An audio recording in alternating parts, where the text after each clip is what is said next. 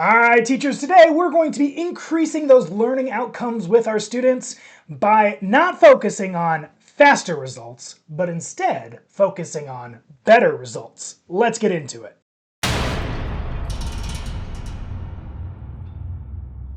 You may have heard out there that AI is going to ruin education. It's going to destroy critical thinking. It's going to undermine productive struggle. It's going to make it so our classes aren't rigorous anymore. I think all of those things can be true, but today I'm going to show you how you can actually use AI to enhance learning and to make our assessments more challenging for our students. And every prompt that we use today for those more challenging assessments can be found in the description below, but also you can find these on our school community as well. The first 1,000 participants get in for free, so make sure you click that link in the description below quickly so that you can gain access to the best AI resources on the internet. But let's jump into the school community now. Now that we're in our school community, let's go ahead and navigate to the Classroom tab where most of the resources can be found. Click on Assessment Builder since we're going to be working on assessments, and then navigate your way down to the Unique Question Builder. You may also notice that we have questions for every AP class that College Board offers. We also have prompts to help out with ACT, SAT, as well as building new multiple choice tests, as well as improving ones that already exist. But today we're going to be going into the Unique Question Builder. In the unique question section, there are a number of different ways that we can create unique questions that force our students to think. But today we're going to be giving our elementary school teachers some love by showing them the error analysis question generator, which can be used all the way down in the 3rd grade. Let me show you how. So I copy and paste the prompts that's right there in our school community, and then there's only 2 things that I need to change. The first thing I need to change is the class name, which I'm just going to type in as 3rd grade. And then covering what unit or topic, I'm going to throw in rounding.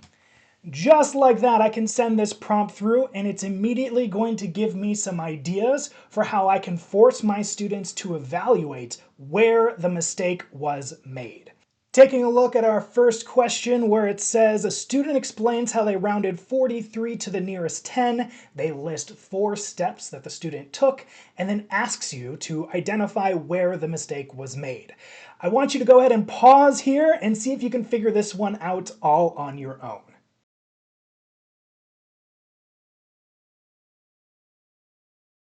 Hopefully you're still crushing it in 3rd grade math, and if you're not, no judgment, I promise.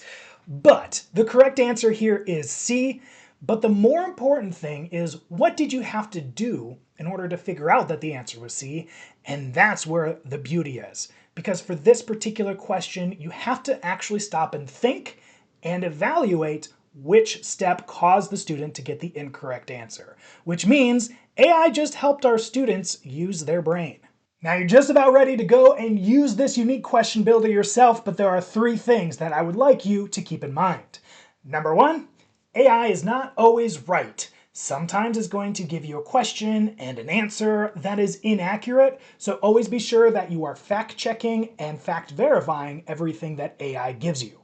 Sure, AI is really awesome at doing things like advanced calculus, but it's not good at all of the things like, for example, can it do this?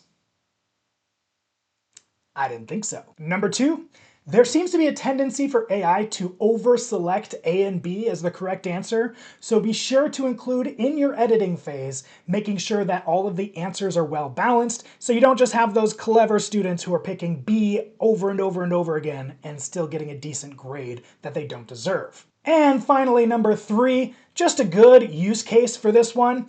I actually encourage you to use this to create lots of different question types and then to just select the ones that you like. So rather than thinking that AI is always going to be creating perfect questions, instead ask for 10 questions and then find the 2 or 3 that work best for your students.